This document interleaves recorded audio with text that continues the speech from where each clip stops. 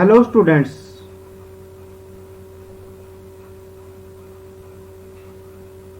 Good evening, नमस्कार। मैं Ravindra Kumar अंगीराज academy पर आप सभी का स्वागत करता हूं। चलिए आज फिर मैं आपके लिए लेके आ गया हूं नेक्स्ट लेक्चर। और जो ये नेक्स्ट लेक्चर है ये क्लास 7 का है। जो नेक्स्ट लेक्चर है ये हमारा क्लास 7 का है। और क्लास 7 के अंदर जो है हम यहाँ पर चैप्टर नंबर 6 पढ़ रहे हैं। चैप्टर नंबर 6 पढ़ रहे हैं जिसका नाम है यहाँ पर एल्जेब्रिक एक्सप्रेशन। Algebraic expression. और इस लेक्चर से पहले आपके 6 लेक्चर कंप्लीट हो चुके हैं। अगर आपने वो 6 लेक्चर नहीं देखे हैं तो उनको देख लीजिएगा, क्योंकि अब उन्हीं बच्चों को समझ में आएगा जिन्होंने 6 लेक्चर देख लिए हैं। चलिए चलते हैं आगे। और चैप्टर नंबर 6 के अंदर जो हम पढ़ रहे हैं वर्कशीट 1 पढ़ रहे हैं। वर्कशीट 1 को कर रहे हैं। और वर्कशीट 1 में आज हम पढ़ेंगे question number 8 and 9। Question number हम पढ़ेंगे जो वो है 8 एंड 9। इन 2 क्वेश्चनों को करेंगे आज के अंदर। तो चलिए चलते हैं पहले क्वेश्चन के ऊपर। और पहला क्वेश्चन है ये, क्वेश्चन नंबर 8। क्या है यहाँ पर? Find the area. Find the area of the rectangle whose length is thrice its breadth where breadth is 4x। तो यहाँ पर ये लिखा हुआ है कि ऐसी ट्रायंगल का एरिया आपको बताना है जहां पर क्या है, जो लेंथ है ट्रायंगल की, यहाँ पर आपको पता होगा। जैसे मैंने ट्रायंगल बना रखे हैं, यहाँ पर ये क्या है, लेंथ है, और ये क्या है, ब्रेड्थ है। इससे पिछली वीडियो के अंदर मैंने आपको प्रॉपर्टी बताई थी ट्रायंगल की, तो वो वीडियो और देख लेना। और इन सभी वीडियो का जो भी इससे पहले हुई है ये आप जाके प्लेलिस्ट में भी देख सकते हैं। और इसके अलावा आप इनको जाके जो इनका डिस्क्रिप्शन बॉक्स है, इस वीडियो के डिस्क्रिप्शन बॉक्स में इस वीडियो के लिंक में भी सभी के आपको लिंक मिल जाएंगे जो सारी वीडियो इससे पहले हुई है इस चैप्टर की।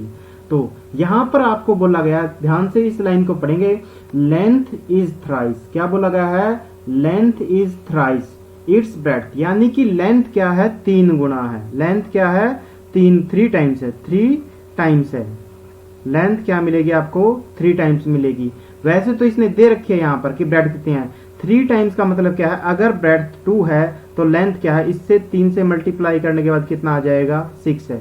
तो लेंथ कितनी आ जाएगी, 6। अगर ब्रेड्थ हमारी क्या है, अगर ब्रेड्थ हमारी 4 है तो लेंथ यानी कि 3 से मल्टीप्लाई करने पर क्या है, 3 टाइम्स है। ब्रेड्थ की क्या है, 3 टाइम्स है। तो कितनी हो जाएगी, ये हो जाएगी 12। तो लेंथ कितनी हो जाएगी, 12 हो जाएगी।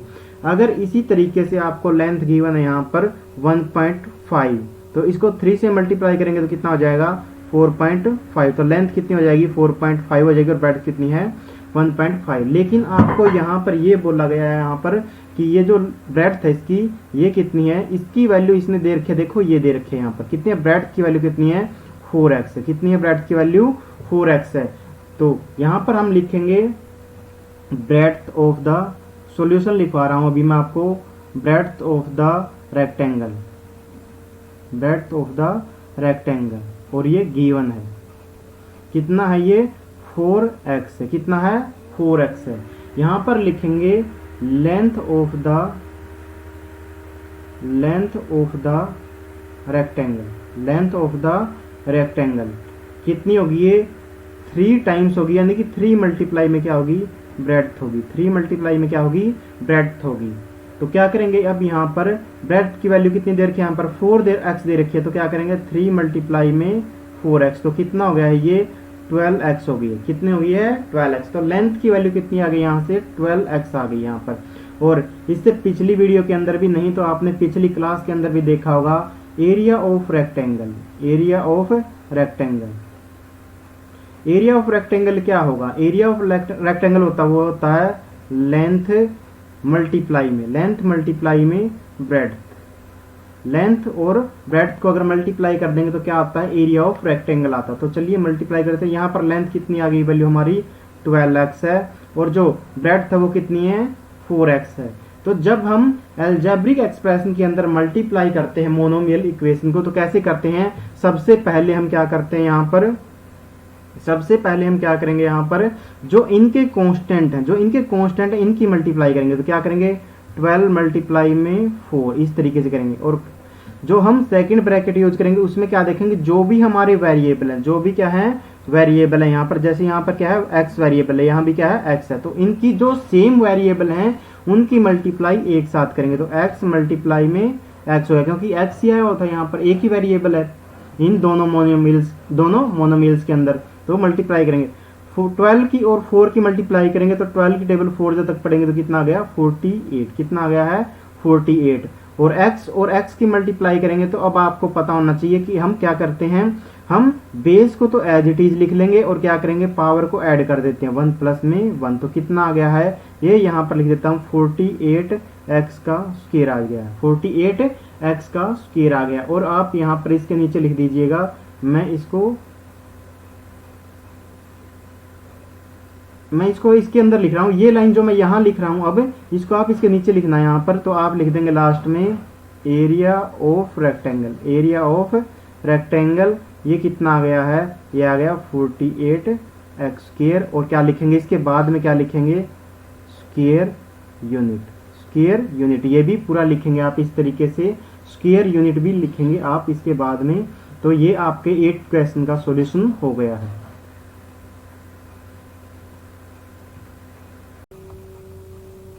चलिए अब चलते हैं नेक्स्ट क्वेश्चन के ऊपर, क्वेश्चन नंबर 9 के ऊपर। जो क्वेश्चन नंबर 9 है इसको रीड करेंगे अभी। Find the area of a rectangle whose breadth is B. यहां पर अब की बार क्या बोला, फाइंड द क्या है, अब एरिया बताओ, क्षेत्रफल बताओ इस चतुर्भुज का, रेक्टेंगल का, यानी कि रेक्टेंगल का एरिया बताओ जिसकी ब्रेड्थ क्या है यहाँ पर बी है और लेंथ कितनी है, length is square of breadth, square of breadth. ये बोला गया यहाँ पर कि जो लेंथ है इसकी वो क्या है, वो इसका स्क्वायर है, वो ब्रेड्थ का स्क्वायर है यानी कि। तो यहाँ पर कैसे दिया हुआ, अब की बार कंडीशन समझ लेते हैं। पहले मैं आपको कंडीशन समझा देता हूँ यहाँ पर कैसे गिवन है। अब की बार क्या बोला, ब्रेड्थ की वैल्यू क्या है, वैसे अगर ब्रेड्थ का उसने स्क्वायर बोला, क्या बोला है ब्रेड्थ का स्क्वायर बोला, अब की बारी ब्रेड्थ का स्क्वायर बोला, इसको हम स्क्वायर बोलते हैं, यानी कि लेंथ की वैल्यू ऐसे आएगी, लेंथ की वैल्यू कैसे आएगी, लेंथ इक्वल टू क्या होगी, ब्रेड्थ का क्या होगी स्क्वायर होगी। अगर हमारी ब्रेड्थ की वैल्यू 2 है तो 2 का स्क्वायर कितना होगा 4 होगा, तो लेंथ की वैल्यू कितनी आ जाएगी 4। अगर ब्रेड्थ की वैल्यू 3 है तो 3 का स्क्वायर कितना होगा 9, तो लेंथ की वैल्यू कितनी आ जाएगी 9। इसी तरीके से अगर लेंथ की वैल्यू, अगर ब्रेड्थ की वैल्यू यहाँ पर 10 है और इसका स्क्वायर करेंगे तो कितना आएगा 100। तो ये इस तरीके से लिखा हुआ है कि ब्रेड्थ जो भी है उसका हम स्क्वायर करेंगे तो क्या आएगी, लेंथ की वैल्यू आएगी। तो चलिए सॉल्यूशन करना स्टार्ट कर देते हैं। ये कंडीशन ये थी यहाँ पर, और ये हमारी लेंथ है यहाँ पर, इसको ये लेंथ है और ये क्या है ब्रेड्थ है, ये वाली क्या है ब्रेड्थ है। तो लेंथ की वैल्यू बी, ब्रेड्थ की वैल्यू क्या दे रखी है यहाँ पर बी दे रखी है, और लेंथ की वैल्यू क्या होगी ये हम लिख लेंगे अभी जैसे। तो पहले इसको सोल्व करते हैं। सॉल्यूशन के अंदर लिखेंगे हम यहाँ पर क्या गिवन है, ब्रेड्थ ऑफ द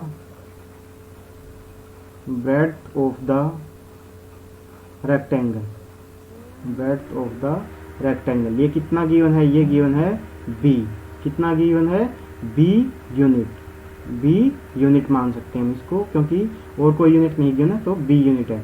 लेंथ कितनी होगी, लेंथ ऑफ द रेक्टेंगल कितनी होगी, लेंथ ऑफ द रेक्टेंगल कितनी होगी, ये क्या लिखा हुआ है यहाँ पर ब्रेड्थ का स्क्वायर, ब्रेड्थ का स्क्वायर के इक्वल है।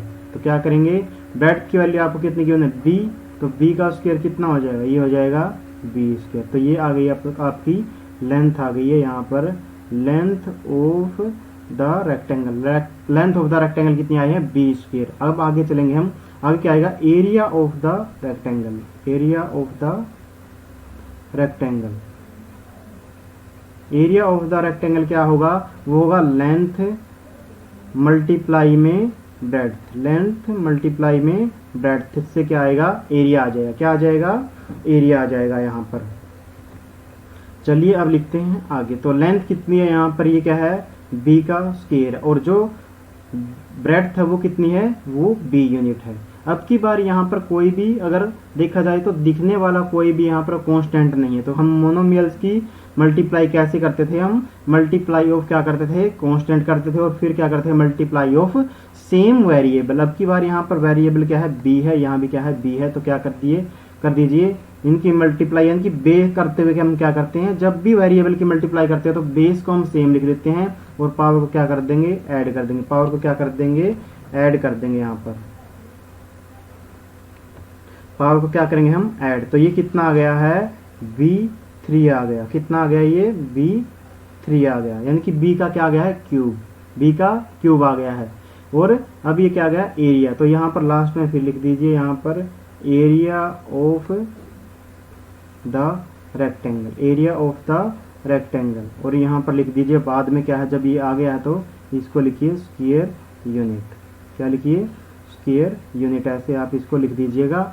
बस आज हम यहीं तक पढ़ेंगे। ये क्यूब देख के ये नहीं सोचना कि क्यूबिक यूनिट आएगा, क्यूब यूनिट आएगा, क्यूबिक यूनिट, तो क्योंकि ये क्या है एरिया निकाला हमने, तो एरिया क्या आएगा स्क्वायर यूनिट के अंदर ही आता है। तो बस आज हम यहीं तक पढ़ेंगे। अगर मेरे द्वारा पढ़ाया हुआ आपको पसंद आया तो वीडियो को लाइक करें, शेयर करें एंड चैनल को सब्सक्राइब करना न भूलें। Thank you.